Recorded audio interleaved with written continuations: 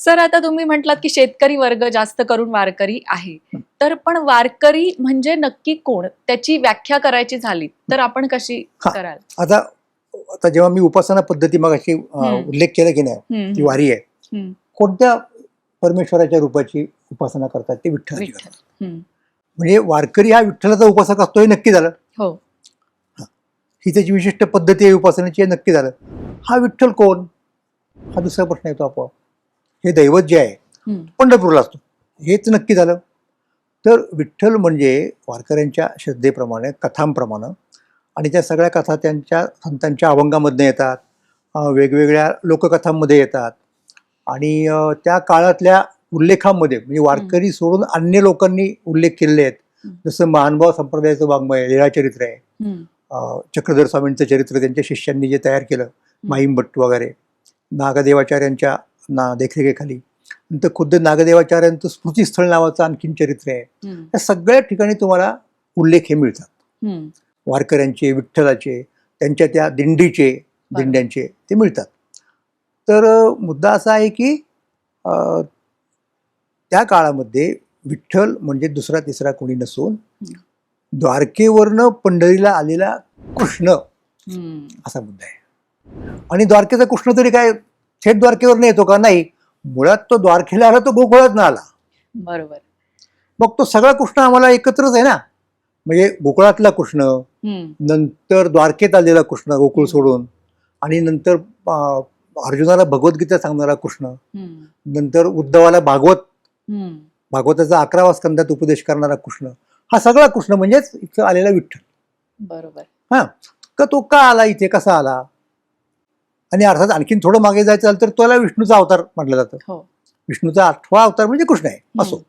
तर तो इथे यासाठी आला की पुंडलिक नावाचा, त्याचा उल्लेख मुनी असा सुद्धा येतो, तो पंढरपूरला येऊन राहिला होता चंद्रभागेच्या तीरावर.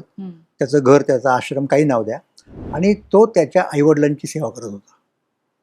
तर दुसरा मुद्दा काय आला की पहा बरं का, त्याला एका अर्थाने वारकरी संप्रदायाचा संस्थापक म्हणता येईल. का?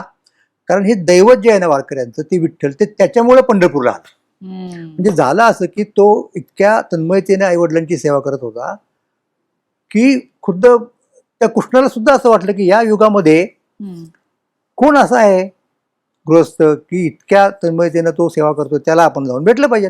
बरोबर. त्याला जर काही अडचण असेल तर ती दूर केली पाहिजे, त्याला दिलं पाहिजे तो मागेल ते, म्हणून तो तिथपर्यंत आला.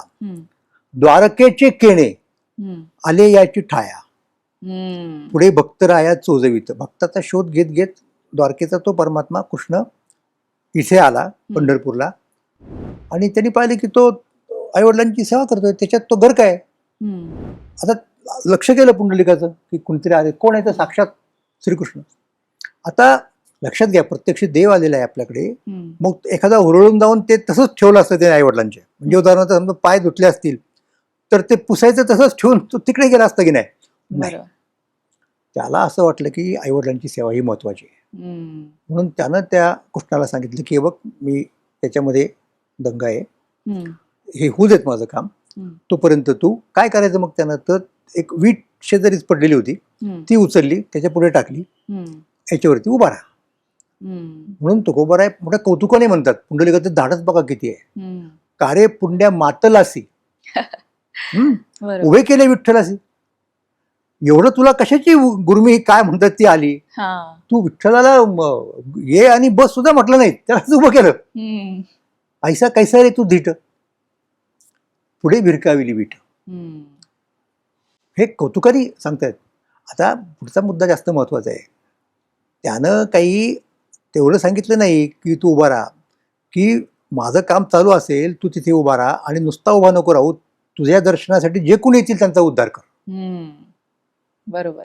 त्यांचं बाकीचं काही पाहू नको. काय म्हणूयात त्याला, त्याची साधना मार्गाची त्याची इयत्ता कितवी आहे वगैरे वगैरे. मूढ जन पापी जैसे तैसे उतरी कासे लावणी.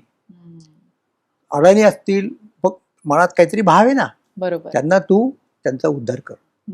हे कुणी सांगितलं?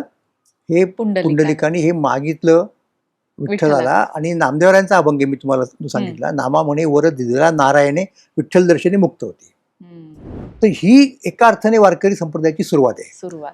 पण त्या काळात वारी सुरू नव्हती झाली जेव्हा पुंडलिकाने हे मागितलं आणि तिथनं लोकांची रीघ लागली. मग त्या लागलेल्या रिघेचं रूपांतर नेमकं वारीमध्ये हम्म. कसं झालं, कुणी केलं, या संबंधी आपल्याकडे काही नोंद नाही. नाही. आपल्याकडे नोंद काय आहे हम्म. की या संप्रदायाचे दैवत विठ्ठल आहे. हम्म.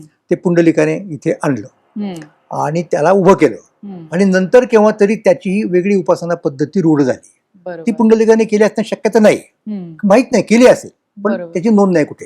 हम्म. तर असा मुद्दा झाला. म्हणजे दोन गोष्टी आपल्याकडे आल्या, एक हम्म. विठ्ठल बरोबर. दैवत आणि त्याची उपासना पद्धती म्हणजे वारी.